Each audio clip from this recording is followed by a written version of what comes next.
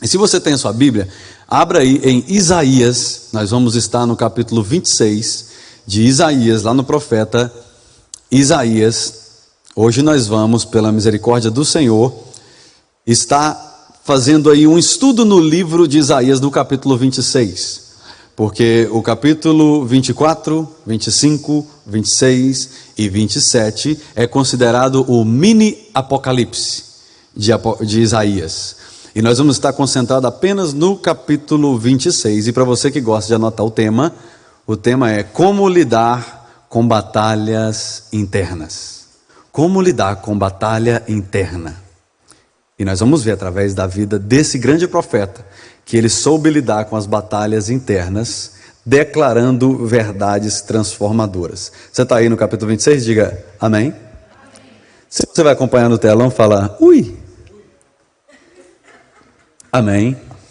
Vamos lá, vamos ler o versículo 1 ao 3 primeiro, e depois a gente conversa mais um pouquinho.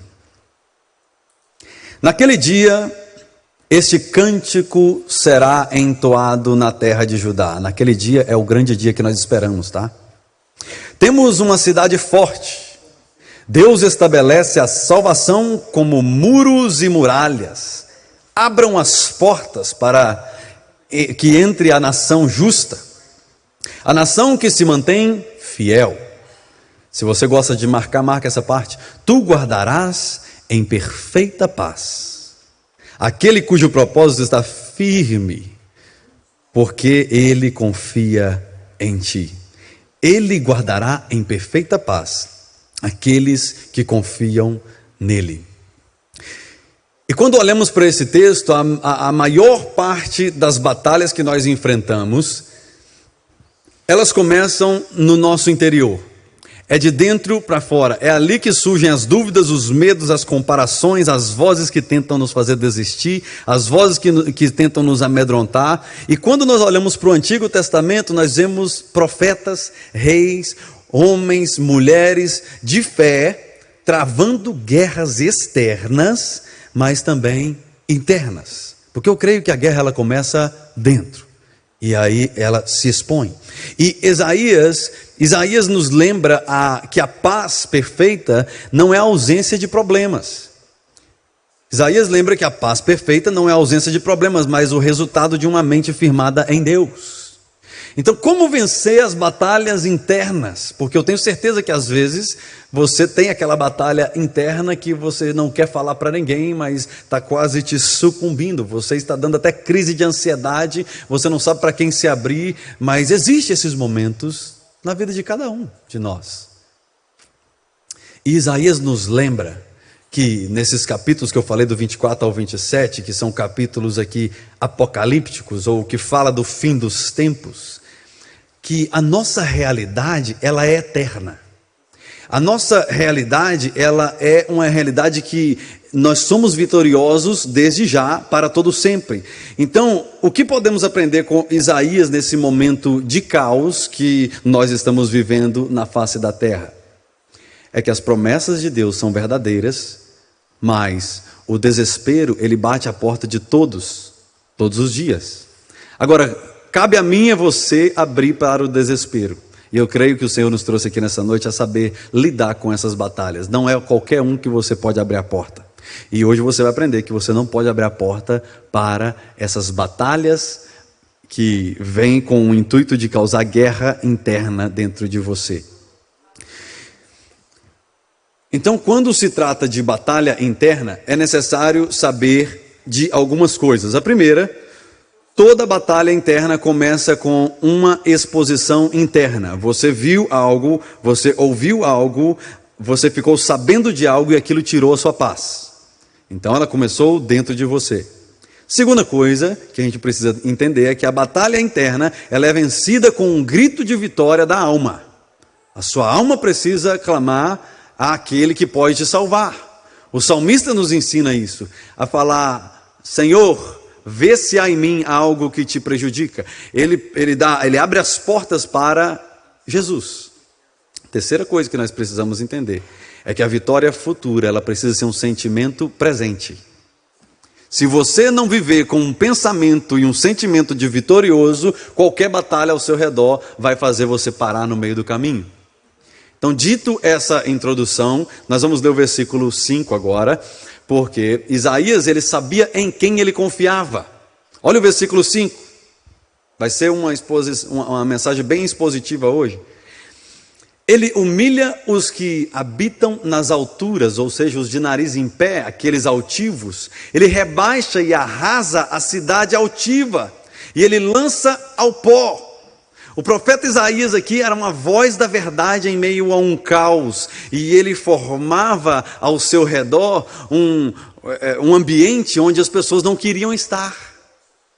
Ele não se vendia para ganhar influência. Hoje em dia é fácil você talvez comprar alguém para influência. Eu vi esses dias alguém na rua, um repórter falando: ok, você votou para fulano ou ciclano? Aí a pessoa falou: voltei para fulano. Aí ele: desliga aí a câmera. Só que não desligou, ficou ligado. Falou: olha, nós vamos gravar de novo. Você falou que votou para fulano, mas se eu te der tanto, você fala aqui que você votou para ciclano? A pessoa: claro, dá aí. Pegou o dinheiro, colocou no bolso. Aí pergunta de novo: você votou para quem? Para ciclano. Fácil se vender.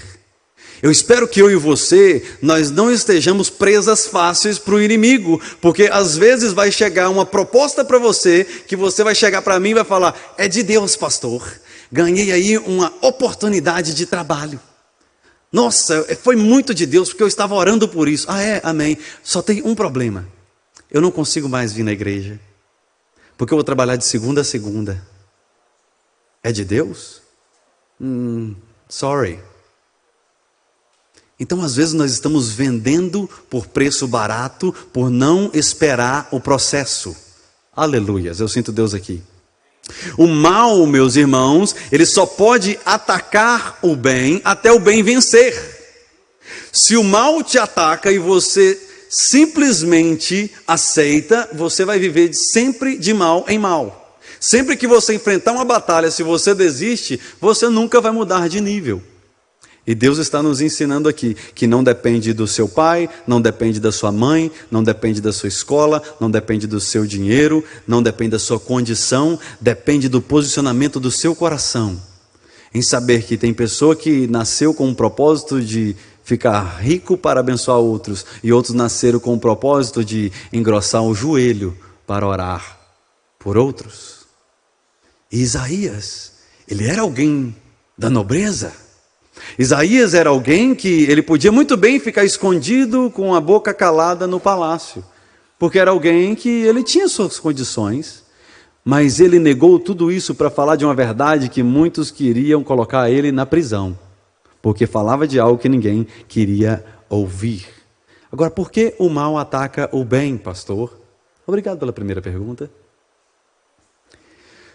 Porque ele sabe que o tempo dele é um tempo curto, e que se ele não conseguir te parar no meio do caminho, você chega ao seu destino. E nós estamos em uma rota, e o destino não pode ser desviado, o destino não pode ser manipulado, porque nós estamos seguindo a Jesus Cristo. Então, quando nós olhamos para o texto que nós estamos lendo, e para tudo que nós estamos vivendo ao nosso redor, dá vontade de calar a boca.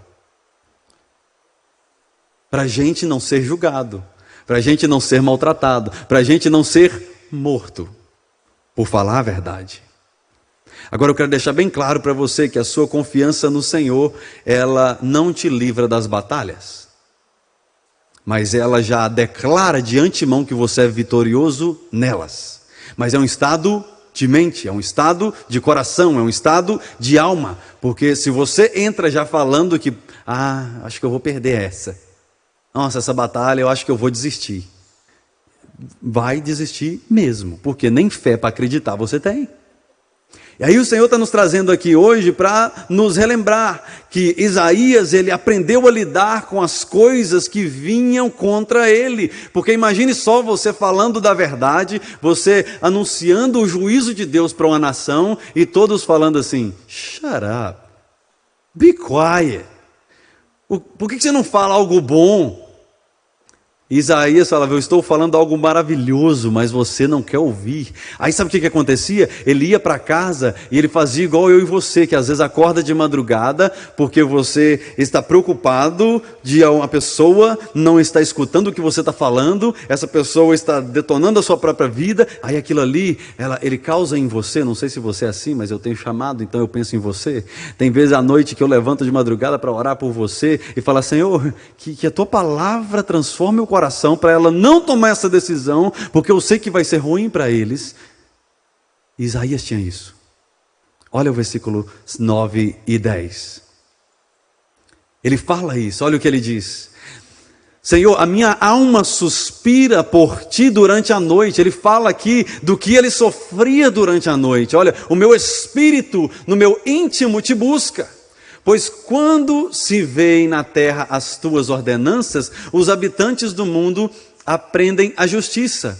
Ainda que se tenha compaixão do ímpio, olha só, ele não aprenderá a justiça. E aí ele faz essa declaração, porque ele sabia que o coração das pessoas era mau. Na terra da retidão, ele age perversamente e não vê a majestade do Senhor. Palavra dura, mas nós estamos falando de alguém que carrega um chamado. Isaías, ele reconhecia e ele confiava no Senhor, mas ele reconhecia também a cegueira espiritual das pessoas. Ele não rejeitava elas em oração e ele se posicionava no chamado dele. Por quê? Porque ele tinha visto a glória de Deus. Ele era alguém que tinha as suas crises sim de ansiedade durante a noite, não por causa de algo pessoal, mas por causa do seu chamado. Aleluia, você está precisando sofrer mais pelo seu chamado. Você está sofrendo muito pela sua conta pessoal. Você está sofrendo muito porque você está sem trabalho. Você está sofrendo muito por causa dos seus problemas pessoais. Quando você e eu começarmos a sofrer mais pela causa do Evangelho, o Senhor, Ele começa a endireitar nossas veredas. Ele cuida da sua família, Ele cuida dos seus negócios, Ele cuida da sua saúde, Ele cuida da saúde daqueles que vêm na sua mente. Você vai passar a não precisar orar mais pelos enfermos, pelos que estão em necessidade na sua família, pelaquela briga que teve. Sabe por quê? Você está ocupado demais falando do amor de Deus. Isaías era casado, igual alguns aqui. Isaías tinha dinheiro. Isaías podia muito bem falar: Senhor, chame outro. Mas o que ele diz no capítulo 6? Eis-me aqui. Envia-me, Senhor. Nós estamos precisando disso, de pessoas que se levantam e falam: quer saber, eu cansei demais de viver só para mim. Estamos vendo jovens aqui que semana que vem vão estar sendo instruídos sobre o batismo, sobre o início na caminhada da fé. E eu espero que eles se levantem para falar do amor de Deus para os amigos deles. Buscar ao Senhor em meio aos desafios que nós enfrentamos é reconhecer a grandeza de Deus. Isaías, ele só não desistia do seu chamado porque ele era convertido. Tem gente que não é convertido. Está dentro da igreja, está andando com Jesus, mas não é convertido. Pastor, mas isso aí não é da Bíblia. Pedro, Jesus falou com ele: quando você converter, cuide das minhas ovelhas. Mas espera aí, tinha 3 anos que ele estava andando com Jesus. E Jesus fala: você precisa se converter. Porque qual é o verdadeiro convertimento? Ou seja, qual é a verdadeira fase do convertido? O convertido é aquele que aceita o seu chamado. O convertido é aquele que aceita a sua identidade em Cristo. Porque, como eu falei, talvez você nasceu para sofrer pelo Evangelho como Paulo. Porque Jesus falou: esse aí eu chamei para sofrer por minha causa. Mas talvez também você nasceu para sorrir e ganhar pessoas para Jesus. Talvez você nasceu para prosperar na terra e você ser um abençoador. Mas lembre disso, os sinais acompanham os frutos que vão vir. Se você não é generoso com $10 que o Senhor te coloca em suas mãos, com 10 milhões você vai abandonar todo mundo e fugir para uma ilha deserta. Então seja fiel nas pequenas coisas. Se Ele confiou uma oração por uma dor de cabeça de alguém hoje, ore mesmo. Se Ele te confiou você dar uma palavra num GPS, faça aquilo, mas não chega: já tem as perguntas ali mesmo, é só a gente ler na hora. Leve a sério a obra do Senhor.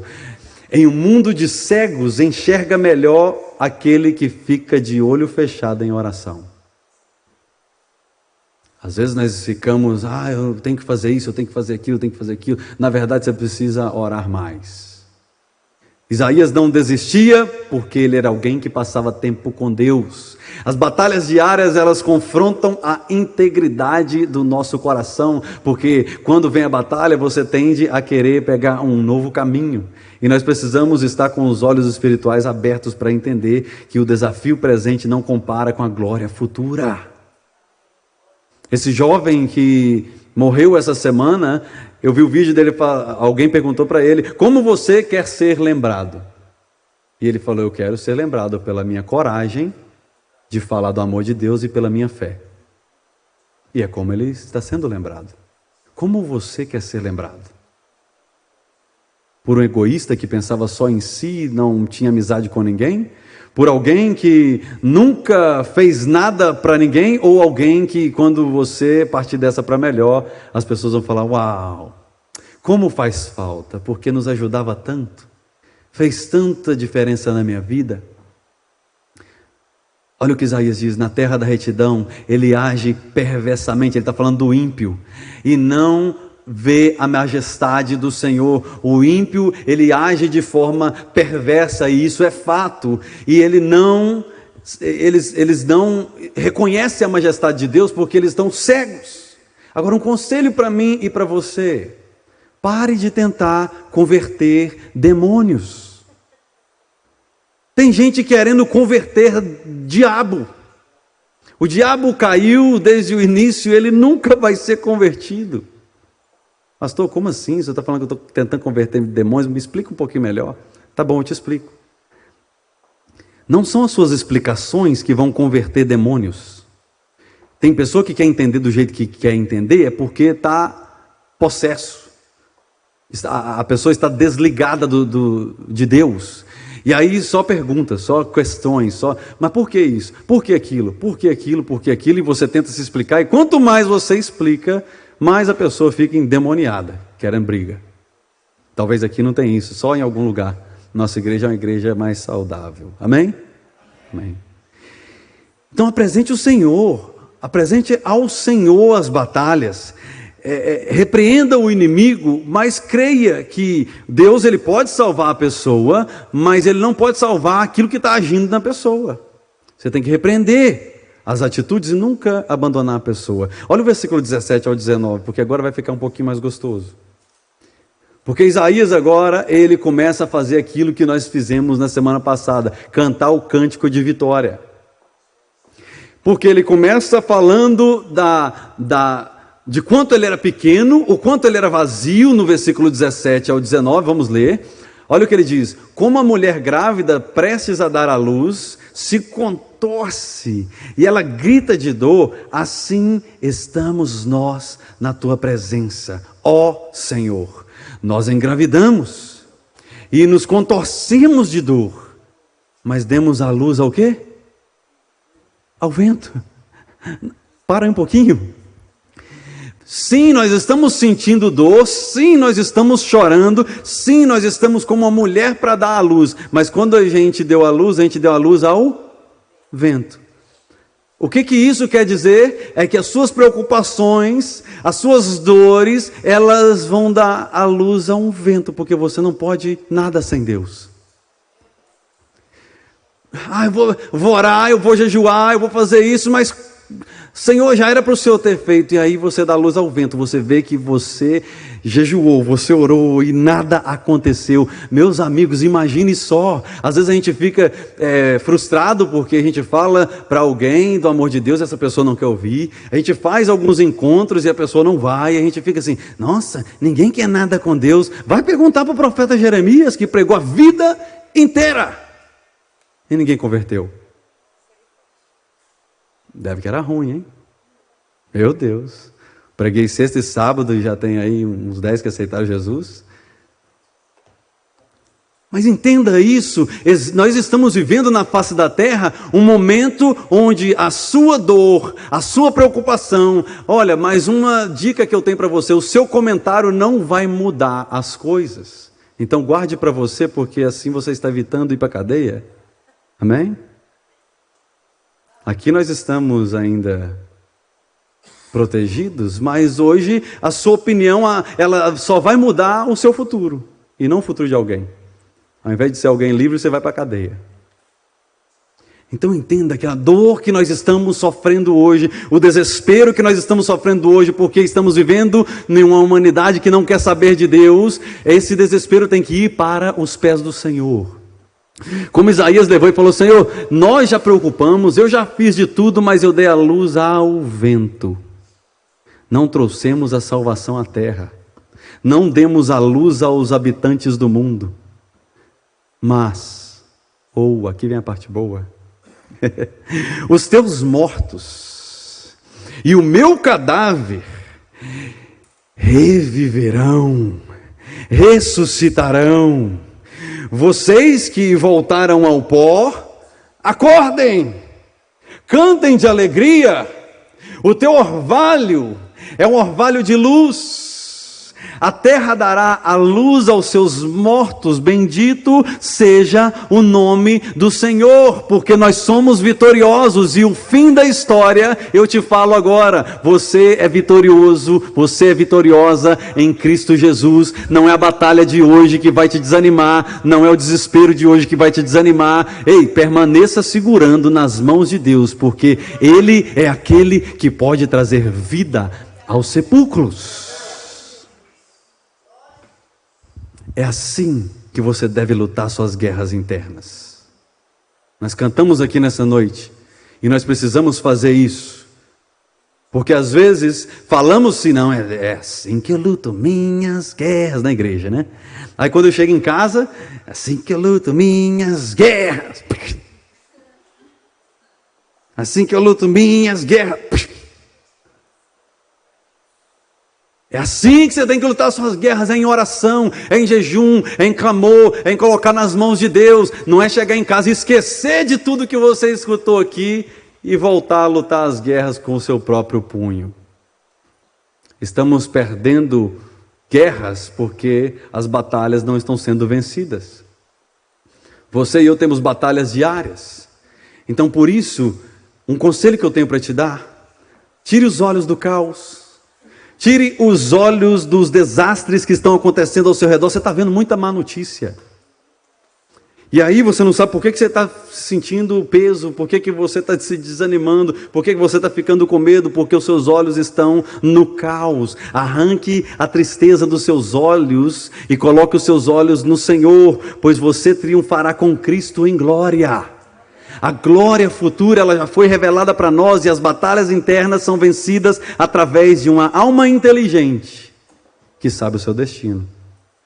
Fala assim: eu sou inteligente. Eu sou inteligente.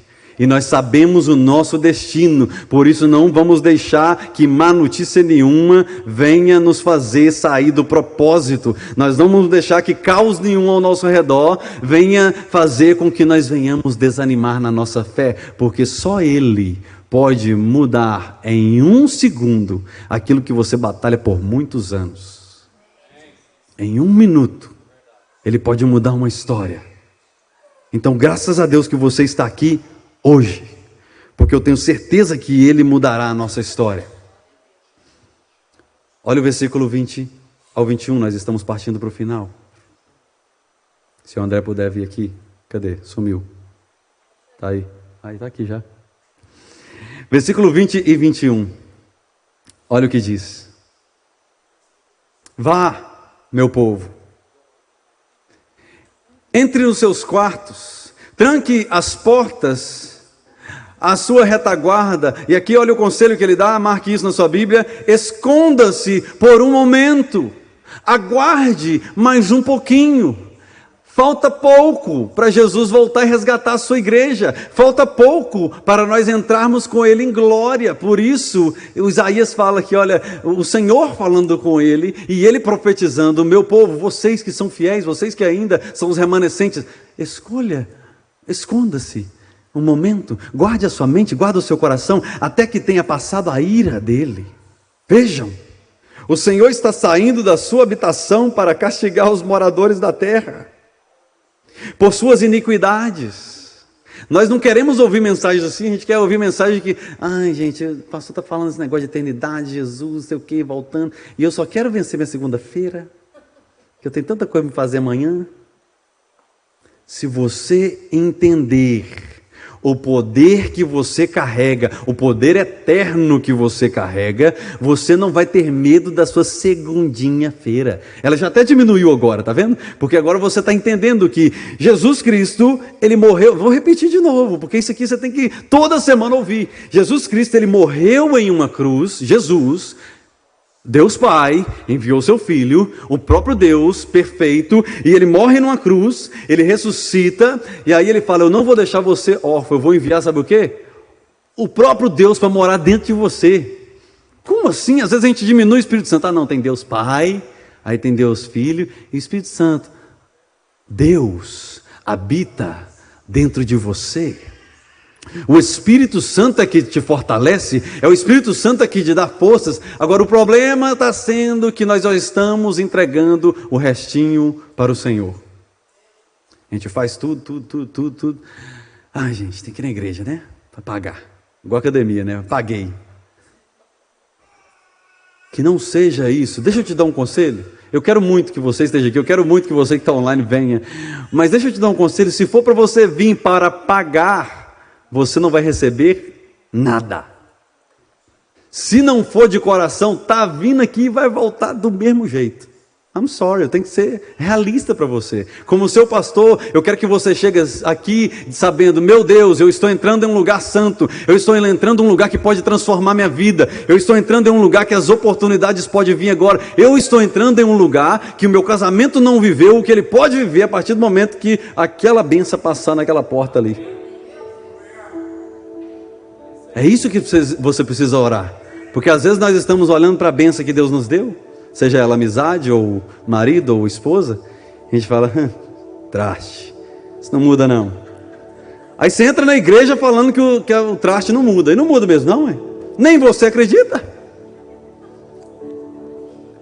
Tenha fé, saiba que o Espírito Santo mora dentro de você, e faça como Isaías, ei, a ira do Senhor se acenderá contra a iniquidade do ser humano, mas eu vou permanecer no meu posto, levando essa bênção, eu já estou profetizando que é bênção, ainda não é, mas vou levar essa bênção, porque eu creio que ao passar debaixo daquelas portas, o Espírito Santo pode pegar isso aí, arrancar tudo que tem de ruim, e eu voltar para casa com uma pessoa conversando diferente.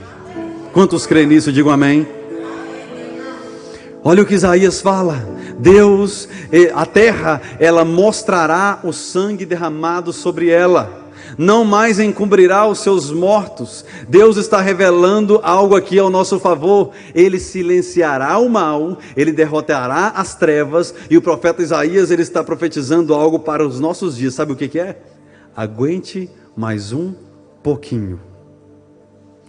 Porque quando eu falei o título da mensagem, como lidar com as batalhas internas, talvez você pensou assim, eu vou ter o diagnóstico, eu vou acabar com essas batalhas internas hoje. E sabe qual é a resposta para você? Aguente mais um pouquinho.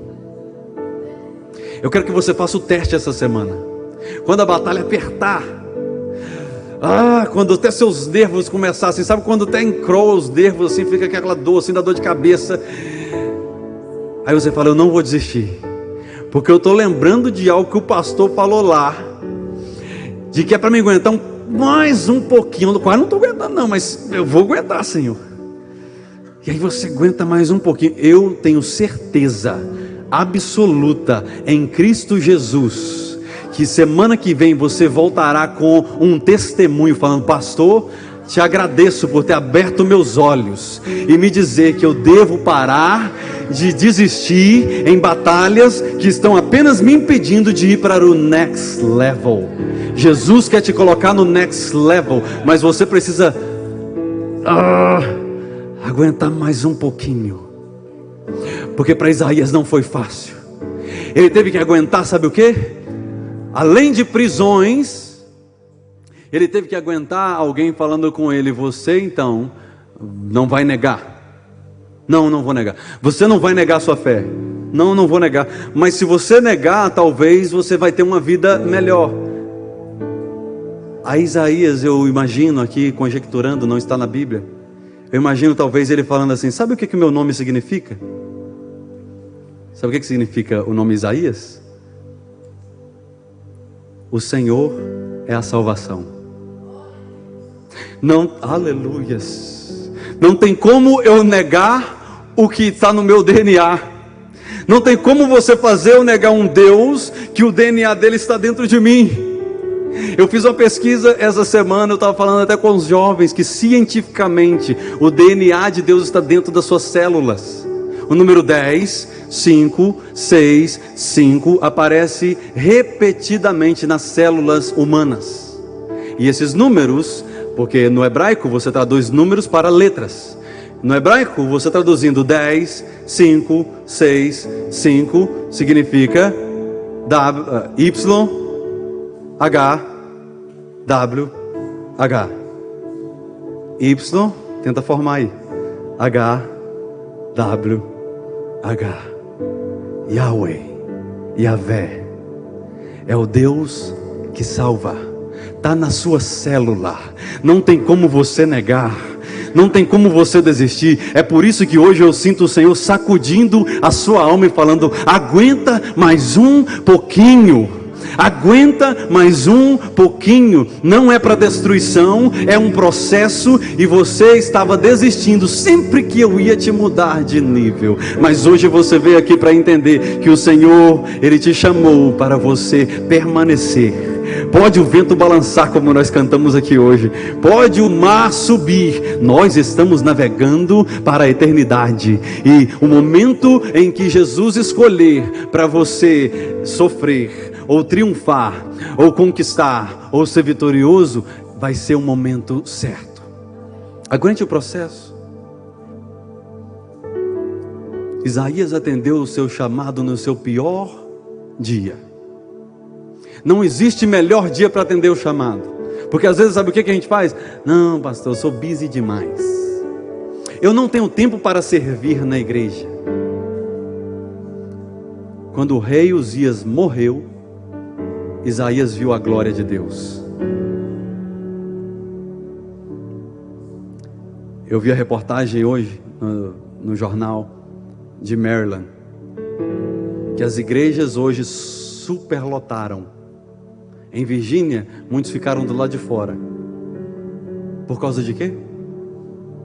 Porque alguém morreu. Aleluia. Alguém morreu e outros abriram os olhos. Às vezes o sofrimento que Deus confiou você a passar é para salvar muitas vidas, é para encorajar muitos na fé. Ah, porque todo mundo tem e eu não tenho? Porque todo mundo, todo casamento é assim, todas as pessoas, a minha família. Deus confiou a você, a mim, uma história. E não tem como eu viver a sua história. Não tem como você viver a minha história. É por isso que nessa noite eu quero convidar você a assumir a sua história com Deus. Reconheça a sua impureza, como Isaías reconheceu no capítulo 6. Quando ele viu a glória de Deus, ele falou: Senhor, eu sou homem de lábios impuros. Como eu posso falar do teu amor?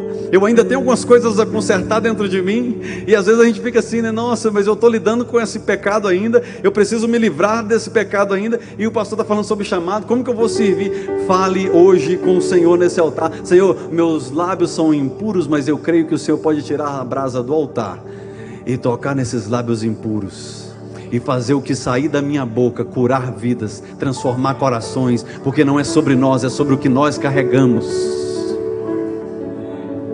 Você pode ficar de pé agora para a gente orar. Aleluia, eu sinto uma urgência de Deus nesse lugar, de nós não brincarmos com as batalhas que estamos enfrentando. Eu creio que essa semana o Senhor vai colocar no seu coração um jejum, um propósito para fazer. E esse propósito, ele não está ligado simplesmente a você. Eu quero te convidar a isso. o Senhor coloca no meu coração, a você essa semana fazer um jejum, ou um propósito de talvez tirar alguma coisa que é difícil para você, em prol da causa do Evangelho. Como assim, pastor? Eu sempre jejuo para minhas finanças melhorar, para minha saúde permanecer, para eu conquistar algo. Não, você vai simplesmente tirar algo e falar: Senhor, eu estou dedicando esse propósito essa semana pela causa do Evangelho.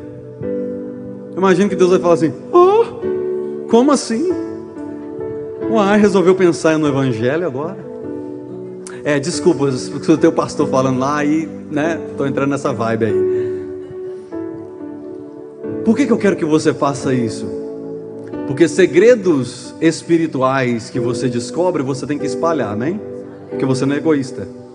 E eu descobri esse segredo espiritual, de que quando eu jejuo por mim, irmã Silvana, a única pessoa beneficiada sou eu. Agora, quando eu jejuo pela obra, onde eu ando, eu vejo gente sendo abençoada. Onde eu chego, eu vejo gente sendo abençoada. Quantas mesas que eu sento e depois, quando eu saio dali, a pessoa fala assim: mas pastor, aquela mesa foi transformadora para a minha vida. Sabe por quê? Porque eu não jejuei por mim, eu jejuei pela causa do Evangelho. E eu quero te convidar a fazer isso nessa semana. Hoje a sua guerra pode ser que não é um exército que está contra você, não é uma arma apontada na sua cabeça, mas talvez são pensamentos que vêm para distrair você, pensamentos para mostrar que você não é o suficiente, pensamentos que querem fazer você achar que Deus esqueceu de você. Você tem uma história, e o que você passa já está escrito. Fixe a sua mente nas promessas de Deus. Rejeite os pensamentos que contradizem a palavra. Que a guerra da mente ela é vencida alimentando a fé e não o medo. A frase que eu quero que você, talvez vai aparecer aqui, que o Senhor trouxe ao meu coração para finalizar com ela. A paz não é a ausência de guerra, mas o governo de Deus sobre a nossa mente. Se Deus governar a sua mente, você terá paz que excede todo entendimento. Muitos vão olhar para você e falar: mas não deveria estar sorrindo, mas está sorrindo. Não deveria estar andando, mas está andando. Não deveria estar dentro da igreja, mas está dentro da igreja. Não deveria estar na casa dele. Aleluias, Deus está curando casas aqui hoje. Não deveria estar na casa dele vivendo em paz, deveria ser uma guerra. Não é guerra, porque hoje você entendeu que você nunca vai conseguir viver sem guerra. Mas você pode decidir hoje entregar o governo da sua mente para o Senhor e falar: Senhor, eu quero viver de acordo com o seu poder. Então, quando eu enfrentar qualquer dificuldade, eu sei que a tua paz, que excede todo entendimento, guardará meu coração. E eu quero nesse momento, enquanto a gente adorar, eu não vou fazer apelo e chamar grupos aqui à frente, porque você entendeu muito bem qual é a mensagem. Porque às vezes a gente fala: eu quero orar por fulano que está passando por isso, eu quero orar por você que quer entregar sua vida para Jesus. Não, o altar está aberto. Se Deus falou alguma coisa no seu coração, as intercessoras estão aqui do lado. Vou pedir para elas já ficarem aqui um pouquinho mais para frente. E você tira esse momento, nós temos ainda alguns minutinhos, seja no seu lugar ou seja aqui no altar. Posicione o seu coração diante do Senhor, enquanto nós adorarmos ao Senhor. Cante ao Senhor.